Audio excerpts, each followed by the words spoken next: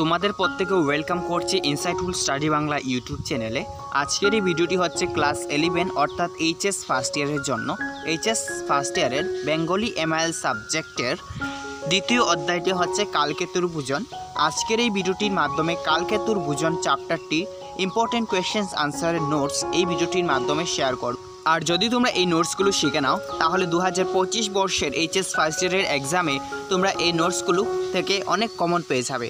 যদি তোমরা এই নোটসটা পিডিএফে নিতে চাও অবশ্যই তোমরা 30 টাকা পেমেন্ট করবে এই কালকেতুর ভুজন চ্যাপ্টারটির জন্য। এই হোয়াটসঅ্যাপ নাম্বারে ডেসক্রিপশন বক্সে থাকা হোয়াটসঅ্যাপ নাম্বারে স্ক্রিনশট পাঠিয়ে দেবে, তাহলে তোমরা কালকেতুর ভুজন চ্যাপ্টারটির কোয়েশ্চেন্স অ্যান্ড আনসার পেয়ে যাবে। আর এই ধরনের ভিডিও সবার আগে সবার প্রথমে পাওয়ার জন্য তোমাদের এই ভিডিওটিকে লাইক করে এবং ভিডিওটি বন্ধুদের মাঝে শেয়ার করে সাবস্ক্রাইব করে পাশে থাকা বেল আইকনে প্রেস করে রাখা উচিত। বাংলা সাহিত্য চয়নিকা কালকেতুর ভুজন। প্রথমে রয়েছে অতি সংক্ষিপ্ত উত্তরের জন্য প্রশ্ন। প্রথম প্রশ্নে লেখা আছে কালকেতুর ভুজন পাঠটি কোন কাব্যের অন্তর্গত? উত্তরটি হচ্ছে কালকেতুর ভুজন পাঠটি মুকুন্দ চক্রবর্তীর চণ্ডীমঙ্গল কাব্যগ্রন্থের অকঠিত বা বাদ্যখণ্ড থেকে অন্তর্গত। নেক্সট প্রশ্ন, খ কালকেতুর ভুজন পাঠটির কবিকে? উত্তর কালকেতুর ভুজন পাঠটির কবি মুকুন্দ চক্রবর্তী। গ মুচরিয়া গোপ দুটা বান্ধিলেন গাড়ে, এখানে কে গোপ দুটো ঘাড়ে বেঁধেছিল? উত্তর এখানে বীর কালকেতু গোপ দুটো ঘাড়ে বেঁধেছিল। গ নম্বর প্রশ্ন, এক শ্বাসে কালকেতু কয় হাড়ি আমানি শেষ করে? উত্তরটি হচ্ছে এক শ্বাসে কালকেতু 7 হাড়ি আমানি শেষ করে। ফুল্লুরাকে? উত্তর ফুল্লুরা কালকেতুর স্ত্রী। এই ছিল তোমাদের 1 মার্কের প্রশ্ন উত্তর। হ্যাঁ, আরও প্রশ্ন উত্তর তোমাদের সাথে শেষে অ্যাডিশনাল কোয়েশ্চেন্স আনসারগুলো আলোচনা করব। এখন আমরা 2 মার্কের প্রশ্নের উত্তরগুলো নিয়ে আলোচনা করব। এখানে 2 থেকে 3 মার্কস থাকে পরীক্ষায় মূলত। তো এখন রয়েছে সংক্ষিপ্ত উত্তরের জন্য প্রশ্ন। প্রশ্নটি হচ্ছে ক নম্বর প্রশ্ন, দূর হতে ফুল্লরা বীরের পাল্য সারা। এখানে বীর বলতে কাকে বোঝানো হয়েছে? বঙ্গবীরের সাড়া পেয়ে ফুল্লরা কি করেছিল? উত্তর এখানে বীর বলতে কালকেতুকে বোঝানো হয়েছে। ফুল্লরা বীরের সাড়া পেয়ে তাকে সম্ভ্রমে হরিণের ছালে বসতে দিল। তারপর সে কালকেতুর ভুজনের ব্যবস্থা করে নারকেলের মালায় ভর্তি করে জল দিল। এরপর খ নম্বর, এনাচ্ছি হরিণী দিয়া দধি 1 হাড়ি, কে হরিণী দিয়ে দধি এনেছে? কে হরিণী দিয়ে দধি এনেছে আর সেই দধির ব্যবহার কিভাবে হয়েছিল? উত্তর ফুল্লরা হরিণী দিয়ে এনেছে আর সেই দধি থেকে 3 হাড়ি অন্ন খেয়েছিল কালকেতু। এরপর দেখো নেক্সট প্রশ্ন, গ নম্বর প্রশ্নে লেখা আছে তেয়াটিয়া তাল বলতে কি বুঝো? তেয়াটিয়া তালের সঙ্গে কালকেতুর কি সম্পর্ক? উত্তর তেয়াটিয়া তাল বলতে 3 আটিযুক্ত বড় তালকে বোঝানো হয়েছে।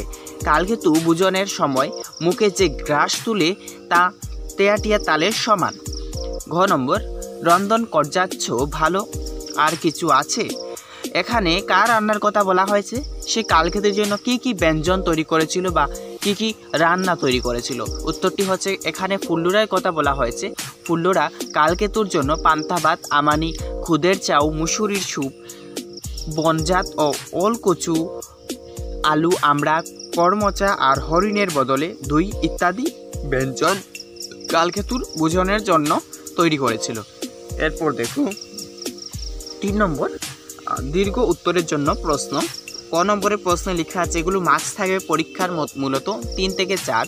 কালকেতুর ভুজন অবলম্বনে কালকেতুর ভুজনের একটি সংক্ষিপ্ত পরিচয় দাও। এখানে কালকেতুর ভুজন সম্পর্কে বা অবলম্বনে এখানে সংক্ষিপ্ত পরিচয় দিতে বলা হয়েছে। তো চলো আমরা উত্তরটি দেখে নিই। উত্তরটি হচ্ছে চণ্ডীমঙ্গল কাব্যের বিশিষ্ট কবি হলেন মুকুন্দ চক্রবর্তী। তিনি মধ্যযুগের বিশিষ্ট মঙ্গল কাব্যরীতির সৃষ্টি করেছেন। তার চণ্ডীমঙ্গল কাব্য মধ্যযুগের সাহিত্য দ্বারা নতুনত্বের পরিচয় বহ। তার জীবন দর্শন ও বাস্তব অভিজ্ঞতাকে তাকে অন্যান্য পথকর্তাদের থেকে পৃথক করেছে। কবি কঙ্কনের বিভিন্ন উপকাহিনী ও ঘটনা পরম্পরায় আর মুকুন্দরামের প্রকৃত বাস্তব চেতনার পরিচয় পাই নরখণ্ডের অংশবিশেষ। এরপর দেখো ভেদনন্দন কালকেতুর শরীরের আকৃতি ছিল বন্য প্রকৃতি, শক্তি, সাহসিকতা, ভুজন, শয়ন ইত্যাদি বর্ণনায় মুকুন্দরাম তার আদিম বেদ চরিত্রটি নিখুঁতভাবে এঁকেছেন। কালকেতুর ভুজন পর্বেও এই নিখুঁত বর্ণনাই দেখতে পাওয়া যায়। কালকেতুর জন্য তার স্ত্রী ভোজনের ব্যবস্থা করে। কালকেতু খাওয়ার আগে তার গুপ ঘাড়ে বেঁধে নেয়। এক নিঃশ্বাসে 7 হাঁড়ি আমানি, 4 হাঁড়ি খুদ যাও, 6 হাঁড়ি লাউ সহ মুসুরি স্যুপ ইত্যাদি ভক্ষণ করে। আবার এছাড়াও 2-3 মুড়ি আলু ও অলপুরা আর কচুর সঙ্গে কর্মচাহ খেয়েছে। এত কিছু খেয়েও আবার আরও কিছু আছে কি না জানতে ফুল্লুরাকে জিজ্ঞেস করে। আর ফুল্লুরা তখন 1 হাঁড়ি দধি দেয়, আর সেই দধি দিয়ে 3 হাঁড়ি ভাত খায় কালকেতু। খাওয়ার সময় কালকেতুর মুখের গ্রাস হয় তেয়াটিয়া তালের মতো। এরপর ভোজন করে হরতকি দিয়ে মুখ শোধন করে। নেক্সট প্রশ্নটি, কালকেতুর ভোজন অবলম্বনে কৌতুকর সৃষ্টিতে কবি মুকুন্দরামের দক্ষতা আলোচনা করো। উত্তর, হাসি মানব জীবনের দুর্লভ সম্পদ। সে মানুষ প্রায় খুলে হাসতে পারে না, তাকে সুস্থ পদবাচ্যে ভূষিত করা যায় না। কবি মুকুন্দরাম কালকেতুর ভোজন অংশে যে হাস্যরস ফুটিয়ে তুলেছেন তা অতুলনীয়। কালকেতুর ভোজন দৃশ্য সাধারণ সামাজিক মানুষের থেকে পৃথক। এতে বেদ্য জীবনের ছবি স্পষ্ট হয়ে ওঠে। মুচরিয়া গুপ দুটা বান্ধিলেন গারে, এক শ্বাসে 7 হাঁড়ি আমানি উঝারে। কালকেতুর এই খাওয়ার ব্যঞ্জনা পাঠকগণকে হাসাতে বাধ্য করেছে। কবি মুকুন্দও কালকেতুর ভোজন দৃশ্য প্রসঙ্গে আরও জানিয়েছেন, শয়ন কুৎসিত বীরের ভোজন বিকাল, ছোট গ্রাস তেলে যেন তেয়াটিয়া তাল, যে বীর তা বলার অপেক্ষা রাখে না। বনের ভয়ঙ্কর ও শক্তিমান পশুরাও বীর কালকেতুকেও ভয় পায়।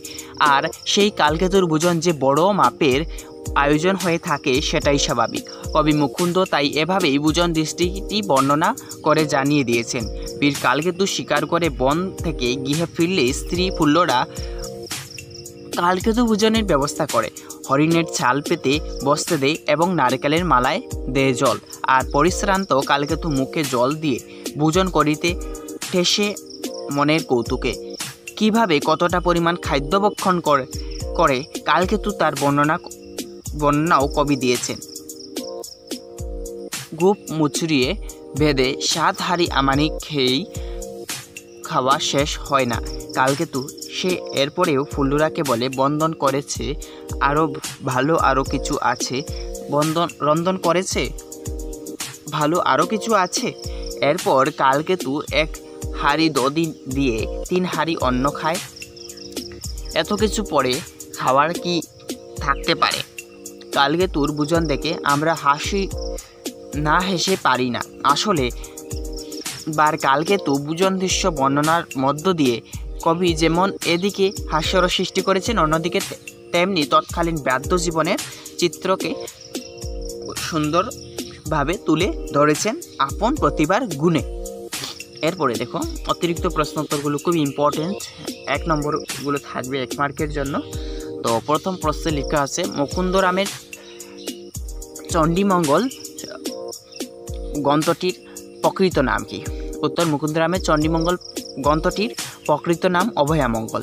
খ, মুকুন্দরামের জন্মস্থান কোথায়? উত্তর, মুকুন্দরামের জন্মস্থান বর্ধমান জেলার রত্না নদীর তীরে দামুন্না গ্রামে।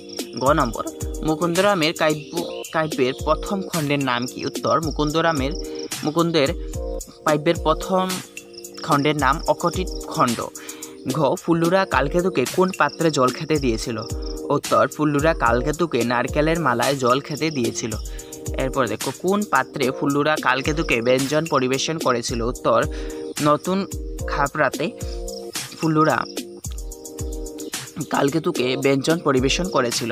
চ, কালকেতুর শয়ন কেমন? কালকেতুর শয়ন কুৎসিত।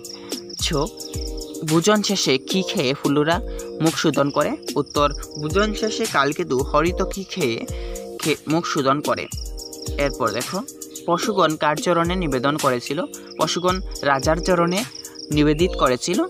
নিবেদন করেছিল। ঝ, কালকেতু কত হাঁড়ি খুদ-যাও খেতে পারে? উত্তর, 4 হাঁড়ি। এরপর দেখো কিছু ইম্পর্টেন্ট শব্দার্থ রয়েছে, শব্দার্থগুলো আমরা আলোচনা করছি। ছড়া, চাল, পাখালি, পক্ষালন করে ধুয়ে, বা পাথর, পাথরের থালা, যে এখানে যে কোনো বস্তু দ্বারা নির্মিত থালা, খাপড়া, কাঠ উজাড়ে শেষ করে। তো এই ছিল তোমাদের ইম্পর্টেন্ট কোয়েশ্চেন্স অ্যান্ড আনসার। ভিডিওটি আশা করি তোমাদের হেল্প আসবে।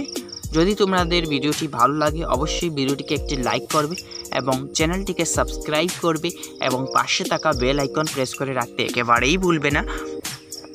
যদি এই পিডিএফটা তোমরা বাই করতে চাও অবশ্যই হোয়াটসঅ্যাপ নাম্বারে তোমরা যোগাযোগ করবে ডেসক্রিপশন বক্সে থাকা, এবং আমাদের গ্রুপে জয়েন হয়ে যাবে। অবশ্যই তোমরা এই ধরনের ভিডিও নোটিফিকেশন সবার আগে সবার প্রথমে পাওয়ার জন্য এই পিডিএফটি 30 টাকা দিয়ে বাই করতে হবে, এটা পেইড।